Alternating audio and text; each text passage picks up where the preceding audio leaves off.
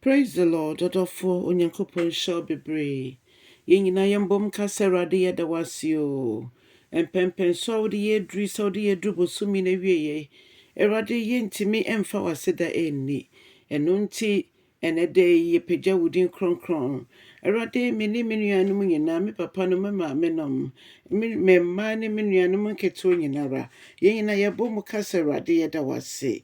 Awurade wakora yɛn so wabɔ yɛn ho ban yɛn ho ama asɛm. Awurade watwitwa agye yɛn ade yɛn esi ɛbɛbɛdu na wɔtwe yɛ bosomi na wie a ɔdomfo pa ne yɛka nyinaa ne sɛ aseda kɛseɛ ɛyɛ wo dea. Nhyira nka wo din yɛ Nyankopɔn. Ayɛyi nka wo din yɛ Nyankopɔn. Nkamfo ne ntontom nka wo din yɛ Nyankopɔn. Yɛda wase, yɛda wase, yɛda wase.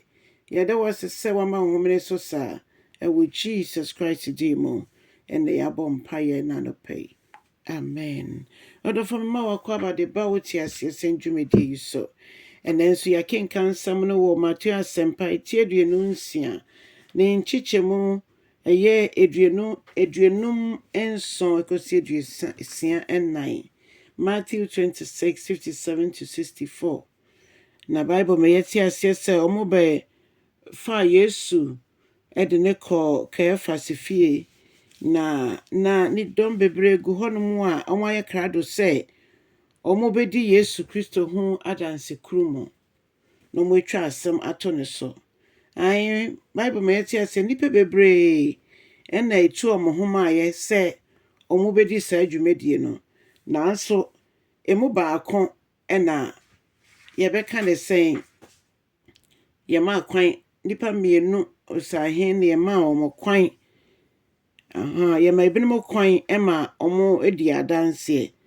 Na ɔbaako n'adansedie ne sɛ Yesu si obebubu asɔredan no na ɔde nansa esi. Na ɛma ɔhene Kayafa ɛsɔre firi n'akonnwa so sɔre gyina bisa sɛ na nea ɔmo kan wonka bi ntwitwa ngye wo ho. Nea sɛ wontwitwa ngye wo ho a na kyerɛ sɛ nea ɔmo ka nyinaa yɛ nokoro. Na Yesu ka biribi. Yɛhwɛ ne nkyekyɛmu a ɛyɛ aduosia mmiɛnsa ne ebihu sɛ Bible ma yɛte aseɛ sɛ na Yesu wayɛ din ara besi saa bere no. Nanso obisa no saa no ɔhyɛ no sɛ ɔnka biribi. Mepɛ mmuayɛ fi nea nkurɔfoɔ ɛkɛn. Na sɛ woanka a so wo ka kyerɛ yɛn woyɛ Mesaia no, woyɛ Onyankopɔn ba no. Na ehu sɛ hɔ deɛ Yesu buaa yɛ ɛka sɛ waka na wobɛhu daakye sɛ onipa ba no ɛresane wɔ n'anionyam a ogyina mununkum so. Na afei saa bere yi wobɛhu ne sɛ ɔte Onyankopɔn nsa nifa so wɔ tumi mu na ɔresane n'anionyam mu. Adɔfonom, yɛn Nyankopɔn ɔmmie n'ano ɛnkasa kwa. Yesu Kristo yɛhu sɛ obie n'ano no nea ɔkaeɛ no na ɛfa n'ahenni ho.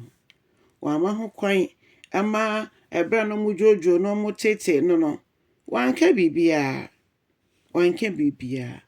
Ɔyɛ din wanko ama ne ho. Ɛsiane sɛ na onim sɛ kwan biara so no ɛtwa sɛ ɔfa saa ahohiahia yi mu ɛma me ne wo.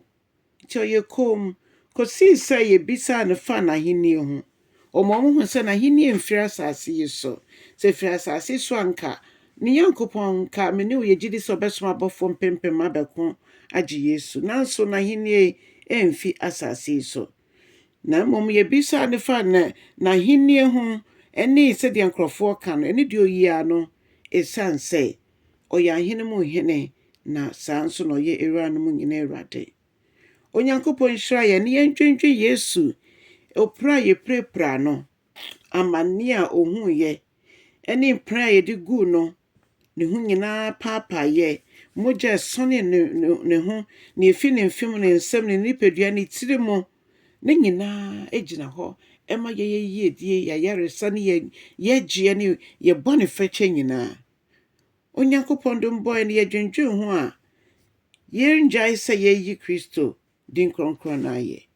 Onyankopɔn nhyɛ ɔkyɛ asɛm no na ɔfoforɔ nso ntie ne onye nidasoɔ. Kae sɛ yɛntena Yesu hu saa amane bebrebe yi nyinaa.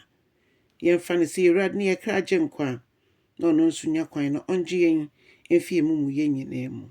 Onyame nhyira wo. Ɛda yi da mu yi manya aseda nko a ɛsiane sɛ ɔde yɛn aba bosom no wieɛ. Na yɛmfa bosom a ɛda yɛn anim nso yɛmfa nhyɛ Asafo Awurade nsa na ɔno mfa yɛmfa mu ɛwɔ nkonimdie mu. Wɔ Jesus Christ din mu. Amen.